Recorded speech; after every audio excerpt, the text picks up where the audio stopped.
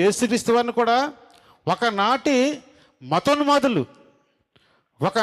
మతోన్మాదులు చంపేయాలని తిరుగుతున్నారంట, వెతుకుతున్నారంట. యేసుక్రీస్తుని చంపేయాలని వెతుకుచున్నారంట.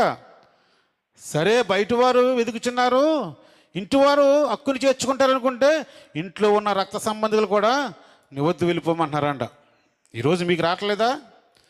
మీరు నమ్ముకుంటే మీ బంధువులు చాలామంది నువ్వు యేసుక్రీస్తుని నమ్ముకున్నావు కాబట్టి నువ్వు మాకు అవసరం లేదు. మరి నేను ఒక తల్లికి పుట్టావురా, అయినా అవసరం లేదు. ఎందుకంటే నువ్వు యేసుక్రీస్తుని నమ్ముకున్నావు. యేసుక్రీస్తుని నమ్ముకుని ఏం చేశాడు? మందు మానేసినందుక? యేసుక్రీస్తుని నమ్ముకుని వ్యభిచారం మానేసినందుక? యేసుక్రీస్తుని నమ్ముకుని మంచిగా బ్రతకనని చెప్తున్నందుక బంధువులందరూ వదిలేస్తున్నారు. ఒకసారి ఆలోచించండి, ఎంత సత్యమో బైబిల్, ఎంత సత్యమో ఈరోజు ఆలోచించండి. బైబిల్ ఎంత సత్యమో ఒకసారి ఆలోచించండి. ఎవరైనా రెచ్చగొడుతుందా ఈ బైబిల్?